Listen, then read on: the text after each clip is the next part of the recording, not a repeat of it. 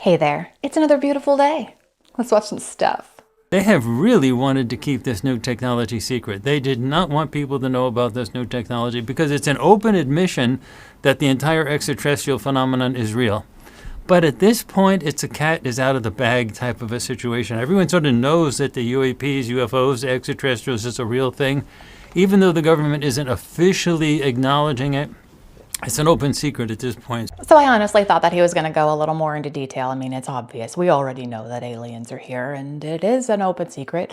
They kind of did admit it a little bit without saying, yeah, for sure, 100%, because they still need to have their little private conversations about it. But yeah, they're here. We know. Since you know who and you know who are pretty much shutting down all these government agencies, including the three-letter ones, I just got a quick question. What in the world is going to become of these government black sites right here? What's going to be coming of all this? That's what we need to figure out here. And we need to figure out right now. Oh, look, they're coming for me. Look at that. We love it. We absolutely love it. And this is what we're dealing with right here, y'all. Absolutely. You are hearing it here first, folks. We are here at the site. Apparently, there's a lot more about the Army in this place than there is the CIA. So we'll talk more later. So that was cool. A DoD security officer just came over to talk to me, figure out what's going on. I told him about Savage Productions and the news videos we put out, and he liked it. In fact, he was telling me actually a bit more about that facility and its ties to the Army and other government black sites in the area. So we're going to do another video coming soon. Do you recognize him? That's the container guy. Remember, nothing ever came of those containers? And that's a military base that he's shown on his channel multiple times in his neighborhood. And there is no way that any DoD officer was like, oh yeah, there's other black sites. I think it was a little bit staged. I think he does it for views. I mean, I get it, but come on, dude. Try a little harder. Okay, forget about it being a direct hit. Forget about the fact it was flying 150 feet above the approved altitude. Forget about the fact that the tracking system was turned off. Forget about them saying Black Hawks don't have black boxes, and then 3 days later, magically, they've discovered the black box. Forget about the fact she was a military aide under Biden. Forget about her dad being the lead researcher at Duke University and specializing in health policy, and it just so happens this occurred on the same day as the RFK hearing. And forget about after serving 2 years in the White House, this was her first flight to get her license back. I want you to forget about all the weird things surrounding this event and just think about this one thing. After the first two pilots' names and information was released, they withheld her information for 3 days, citing it was at the family's request. And what did the family do in those 3 days? They wiped all of her social media clean. Number one, why? Why is that the first thing that you do? Number two, if anybody's lost a loved one, you know that you have to go through hoops and leaps and bounds to get their social medias removed. You have to show death certificates. You have to show all of these things, obituaries, just to get it removed. But they were able to do it before it was ever even made public. What are they covering up, and who helped them get it removed? Yes, I know that on Wednesday I said I don't like taking human casualties and turning them into conspiracy theories. But that is a piece of information that I was not aware of, and that is certainly interesting, isn't it? I don't know why they would need to wipe all of her stuff unless they're just trying to keep the whole thing, from going out of control. Because a lot of times when things like this happen, the gremlins come out of the woodworks and they got nothing nice to say all over social medias. And who knows why they have her passwords. Maybe she gave them to them and they're just like, get rid of everything. So what? So what? It's weird though. The real amazing information has to do with what quantum physicists call entangled universe. Actually, Einstein called it the spooky effect, where the same particle could be in two places at once because of what's called non-locality, where basically we think in terms of a straight line, point A to B in the universe or in space here. In reality, there's an aspect of the cosmos that is entangled where every point in space and time is intimately connected to every other, but not at the speed of light or what have you, but instantly. It's called entanglement. Now, the ultimate entangled field or non-local field is consciousness. The father of modern quantum mechanics, Erwin Schrödinger, particle wave theory, in 1908 said, the total number of minds in the universe is one. It's a singularity. So people talk about the singularity. This is the singularity.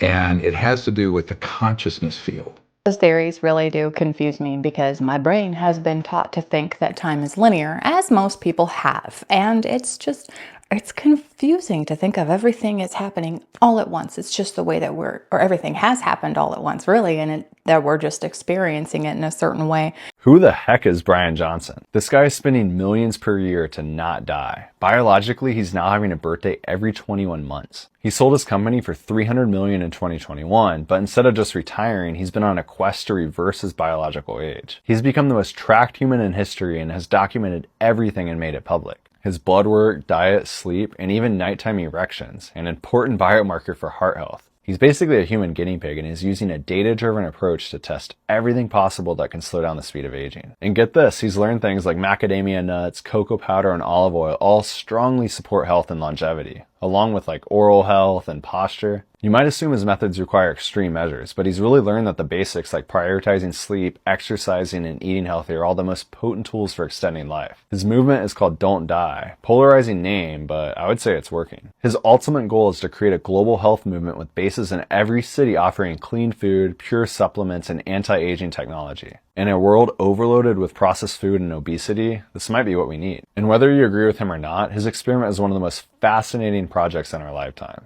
I'm not denying that this is a fascinating experiment that this man is conducting on himself, but he sure is profiting from everything that he does. He's got videos out and he sells supplements and he sells this thing, that thing, his programs. You can even go to one of his seminars. I don't know how much it costs. I'm sure it's very expensive, but the dude is doing it for $1. Are you thinking of going to Brian Johnson's Don't Die Summit? Here's my honest review. Starting with the bad, there were not enough speakers. Most people come to learn from top experts, and they could have done a way better job at doing that. I've heard they're already on the hunt for more speakers, so New York will hopefully have that. They had some awesome vendors, but the lines were way too long, and I didn't get to try the coolest ones. So get there early if you want to try everything. He claimed to have a biological age test, which I thought would be a real test based on telomeres or sampling. However, it was more of a gimmicky fitness age test. I had fun doing it, and that turned out to be 10 years younger, which stroked my ego. But don't be fooled when you sign up. It's nothing fancy. Major highlight, Brian's speech around 2 p.m. Going into it, I'll be honest, I thought he was a bit weird and creepy online. But seeing him in person, he actually comes across way more normal and human. You really get to see the thought process behind everything he does. The best part, the people. I met some incredible, like-minded people who are serious about health and longevity. That alone is why I'd consider going again for New York.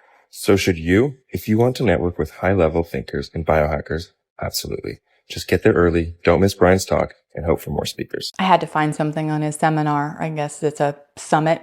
Same thing, basically. But yeah, vendors and kind of gimmicky things. But yeah, there's a lot of money in health. There's a lot of money in anti-aging, and that's what I think it is. I think it's money on top of money. Yeah, he's probably doing something for himself and being healthy and living longer, but I don't think it's the fountain of youth. I think it's the fountain of money.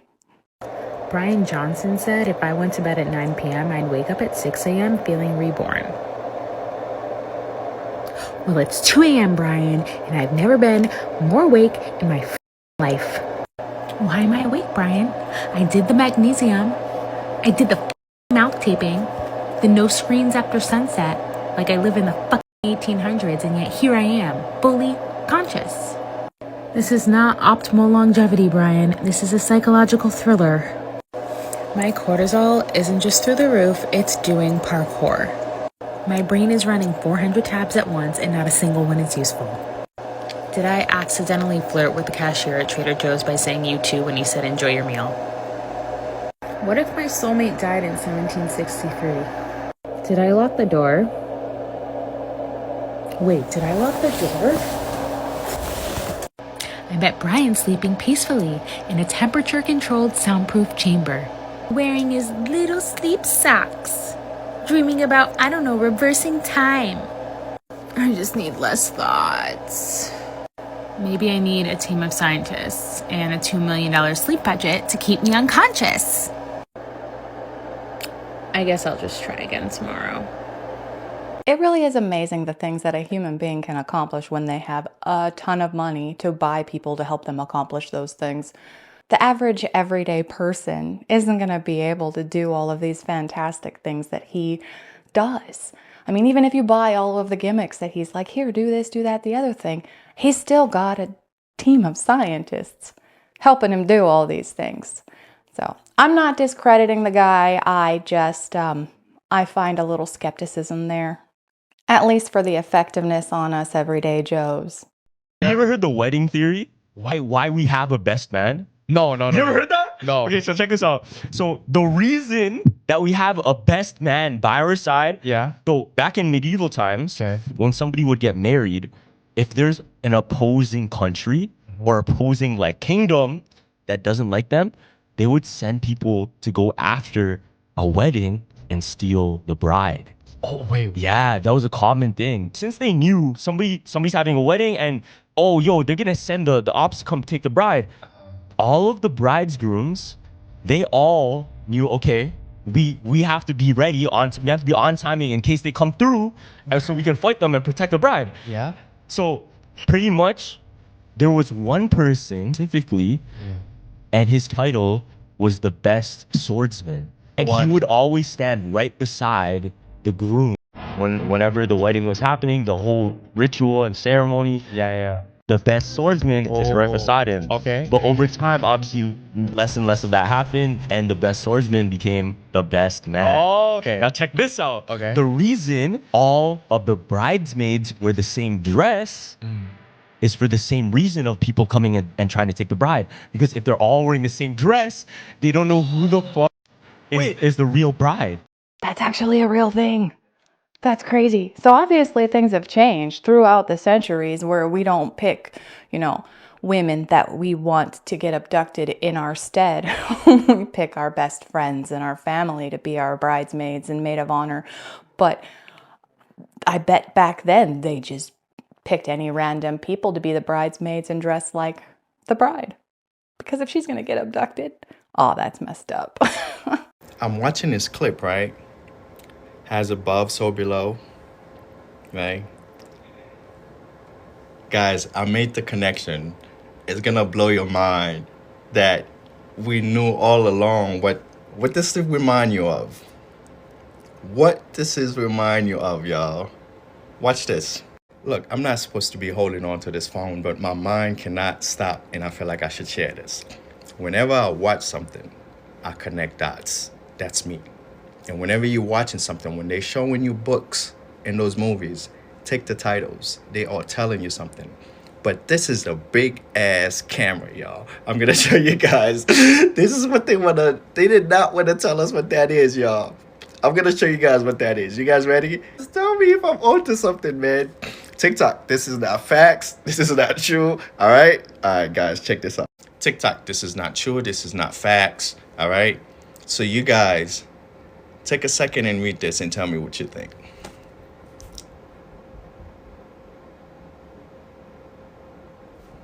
They have been lying to us, y'all.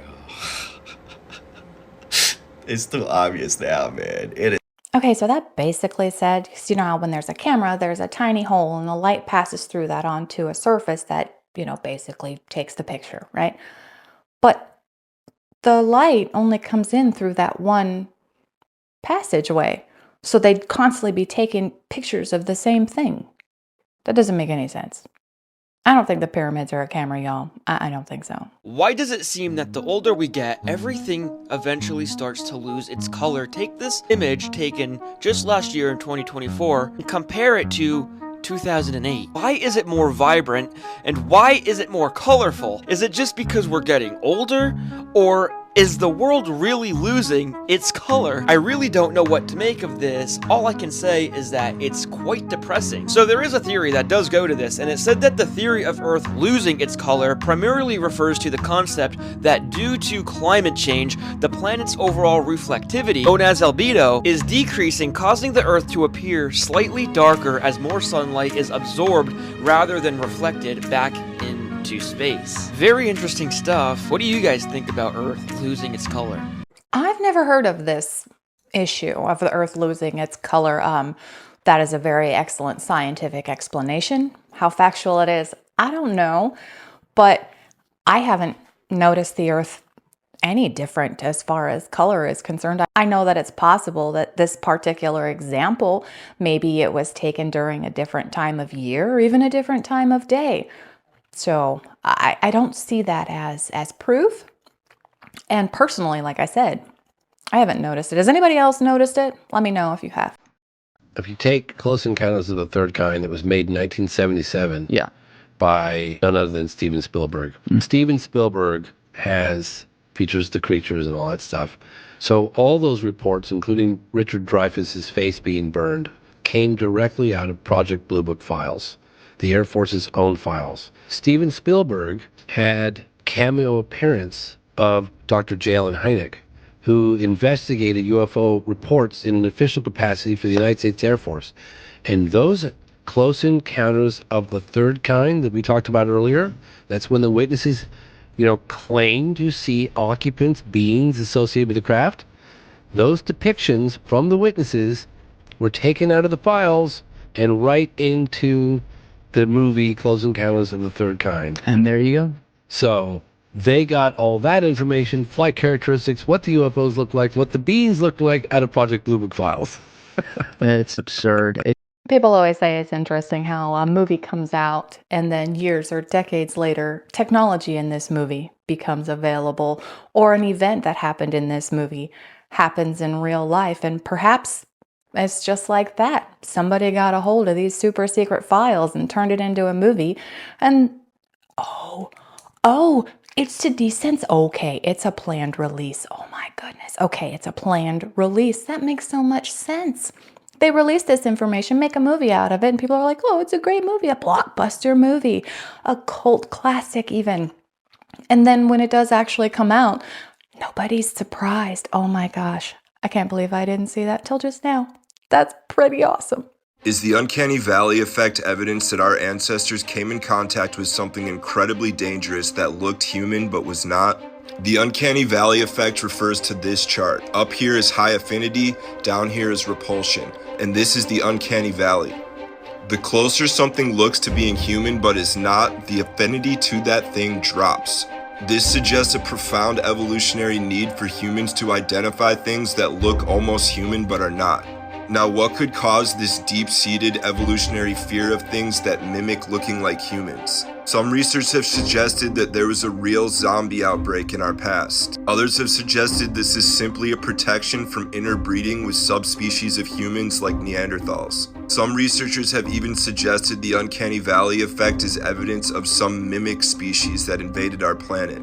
What do you think explains the universal repulsion to things that mimic looking like humans? I'm pretty sure that I saw this on Explore the Weird recently, and it triggered something in my brain. And it's very possible that there may have been some kind of creature on our planet, or maybe there still is some kind of creature on our planet that is kind of human, but not quite. And throughout our civilization, we have been trained to fear it. And that makes a lot of sense. Kind of creepy too. Oh, hey, it's time. Part 5. Here we go. At this point, the video showed the man at the podium looking down. He was reading off of something. For the first time, he looked nervous. Scared. I saw some humanity in him. We honor the agreement that, redacted, hold the right to visit planet Earth on a recurring basis. They will be allowed to consume, for the basis of nourishment, a majority of the human population on planet Earth. After every visit, the remaining humans on Earth will be expected to breed and grow to capacity in time for the next visit. We acknowledge that we will maintain a parallel history which will be shared with our world's population, to ensure that humanity stays motivated to continue existing as a species. This parallel history may suggest that mass extinction events are the results of man-made folly, as opposed to the work of external forces. For the first time, my fight or flight response was actually flight. I wanted to escape, but I didn't know what I'd even be running from. The last visit by, redacted, was approximately in the year 1346 and it lasted 7 years. We will continue to honor our parallel history about this event. I just wanted it to end. The next visit, which will not be met with resistance, will be in the year 2028, and will run for 1 full calendar year on Earth, marking a 675-year gap between the last significant visit by the species known as redacted. This visiting cadence is expected to speed up over time, as the remaining humans continue to sharpen their focus on building technology to allow humanity to reproduce in a speedy and productive manner. Jesus Christ. Our planet is a farm. I wanted to look away, but I couldn't. The tape cut away to a larger view of the Congress-like room, the somber committee members in attendance, and the members of the choir in the corner, who I could only imagine looked horrified. Where were the visitors? Why couldn't I see them? The camera then panned to a number of larger, empty seats, the same slow style of video panning as the one that happened earlier with the committee members. No visible entities in the seats, but the seats themselves looked blurry. The man at the podium carried on with his speech, as the camera pan on those blurry seats continued. We should acknowledge the privilege of knowing that there is indeed life in the cosmos. That extraterrestrial life has chosen to visit our planet. And that the cycle and balance provided by nature extends beyond the confines of planet Earth.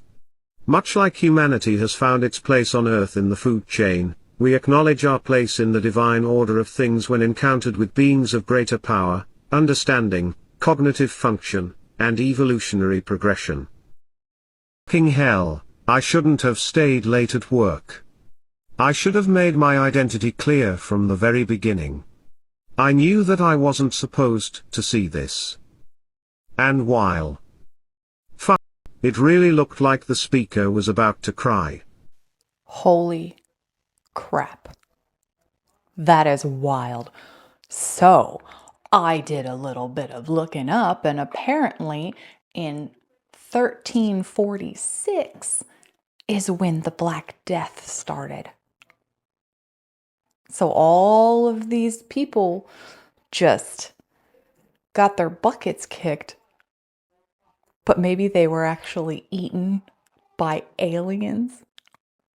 Oh my goodness. Okay, that is absolutely wild. All right, so we're going to watch part 6 on Monday. I am just, yeah, that'll definitely make a person age quite a bit. On that note, thank you so much for sharing your time with me. Please come on back in a couple of days. We're going to watch some new stuff. I'll say different things, and it's going to be fantastic. Until then, have a wonderful day.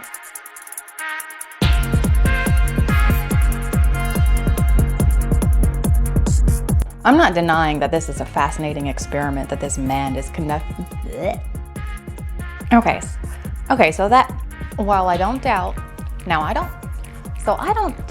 this is a fascinating experiment that this man maybe they just got it from the playbooks. Maybe they just got that information from super secret classified CIA files. Stupid. If you haven't seen The Flash, the second one, if you haven't seen the Flash movie, no. Where's the Flash movie? No, let's talk about the Flash movie. Is it the second Flash? I don't know. We're not gonna talk about that.